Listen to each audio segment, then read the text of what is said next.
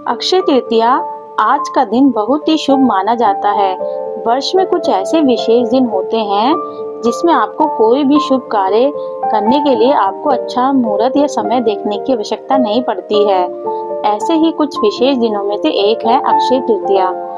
यह वैशाख मास की शुक्ल पक्ष की तिथि को ही अक्षय तृतीया कहा गया है। आज जो भी पुण्य कर्म या आध्यात्मिक कार्य किया जाएगा उसका कभी भी क्षय नहीं होगा, उसका कभी भी नाश नहीं होगा। जैसे भगवान श्री कृष्ण भगवत गीता में कहते हैं, जो भगवान की शरण में रहते हैं वह शीघ्र ही धर्मात्मा बन जाते हैं। भगवान श्री कृष्ण अर्जुन से कहते हैं, हे कुंती पुत्र, तुम निडर होकर ये घोषणा कर दो कि मेरे भक्त का कभी भी नाश नहीं होगा। उसी प्रकार अक्षय तृतीया के दिन किया गया कोई भी पुण्य कर्म का फल भी नष्ट नहीं होता है। भौतिक संसार का नियम तो यही है, अगर आप कोई भी पुण्य कर्म करते हैं तो उसका फल आपको अच्छा फल अवश्य ही मिलेगा। अगर आप कोई पाप कर्म करते हैं तो उसका बुरा फल भी आपको सहना ही पड़ेगा। हमारे जीवन में आने वाले सुख और दुख अतः हमारे पूर्व जन्म के पाप और पुण्य के कर्म के परिणाम स्वरूप ही हैं।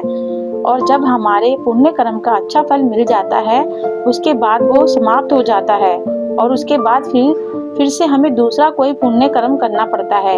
लेकिन अक्षय तृतीया ऐसा दिन है जब आप जितना अधिक मात्रा में आध्यात्मिक कार्य, पुण्य कार्य या जप तप तपस्या यज्ञ इत्यादि करते हैं तो उसका फल भी आपको मिलेगा। वो चिरकाल तक आपके साथ रहता है, उसका कभी भी नाश नहीं होता है। आइए आपको हम एक अक्षय तृतीया के उपलक्ष्य में एक कहानी सुनाते हैं। जो आज के दिन अक्षय तृतीया की ये कथा सुनता है, पूर्ण रूप से ध्यान पूर्वक सुनता है, उसको अक्षय तृतीया के पुण्य फल की प्राप्ति होती है। प्राचीन समय की बात है। यह पृथ्वी अनेक महान राजाओं, तेजस्वी ऋषि मुनियों से सुसज्जित थी। चारों तरफ सुख समृद्धि और धर्म का वास था, लेकिन फिर भी कर्म का चक्र सबके लिए एक समान रहता ही है। तो बस ऐसे ही समय में एक ब्राह्मण परिवार रहता था जो कि अनंत निर्धन था। उस परिवार में ब्राह्मण और उनकी पत्नी थी।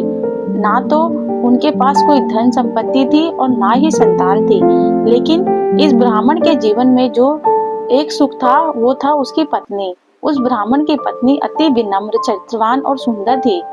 ब्राह्मण की भिक्षा मांग कर जो भी लाते उसी में वह संतुष्ट रहती थी और अपने पति की सेवा करती थी। अनेकों प्रयासों के बाद ब्राह्मण अपने लिए पर्याप्त धन एकत्र नहीं कर पाते थे। इस दोनों अवस्था में भी यह दोनों पति पत्नी भगवान के प्रति समर्पित थे। आखिर एक दिन ब्राह्मण की पत्नी ने कहा, स्वामी, आप इतना प्रयास करते हैं लेकिन हम फिर भी जीवन व्यापन के लिए पर्याप्त धन एकत्रित नहीं कर पा रहे हैं। हमारे भाग्य में संतान सुख भी नहीं है। निश्चित ही हमसे कोई ना कोई अपराध जरूर हुआ है जिसका फल हम इस जन्म में भुगत रहे हैं। स्वामी, मैंने सुना है महान ऋषि वशिष्ठ हमारे नगर में पधारे हैं। कृपया आप उनके पास जाइए, हमारी इस अवस्था का कारण और समाधान पूछिए, वह अवश्य ही हमारी सहायता करेंगे। अपनी पत्नी की बात सुनकर ब्राह्मण को भी यह सुझाव अच्छा लगा। वह उसी समय महान ऋषि वशिष्ठ के पास गए और वहां जाकर उन्होंने प्रणाम किया। हाथ जोड़कर ऋषि से प्रार्थना करते हुए कहने लगे, हे ऋषिवर, आप तो त्रिकाल यज्ञ है। आप प्रत्येक जीव के भूत, भविष्य और वर्तमान से परिचित हैं। हे प्रभु, कृपया आप मेरी इस अवस्था का कारण बताइए जिस वजह से मैं निर्धन और संतानहीन अवस्था को प्राप्त कर चुका हूँ, और किस उपाय द्वारा हम इससे मुक्त हो सकते हैं। कृपया हमारा मार्गदर्शन कीजिए। हे ऋषिवर, ब्राह्मण की बात सुनकर ऋषि वशिष्ठ ने कहा, हे पुत्र, पिछले जन्म में तुम अनंत धनी थे, तुम्हारे अनेकों पुत्र थे, लेकिन उस समय तुम अनंत कृपण थे।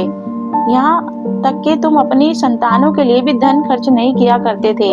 अपने धन और संपत्ति के प्रति आसक्ति और अपने संतान के प्रति लापरवाही के कारण तुम्हें इस जन्म में निर्धनता और संतानहीन होने का श्राप मिला है। उस समय किसी कारणवश वैशाख मास के अंतिम 5 दिनों तक आप व्रत का पालन किया था, इसीलिए इस जन्म में तुम्हें ब्राह्मण का शरीर और अच्छी पत्नी प्राप्त हुई है।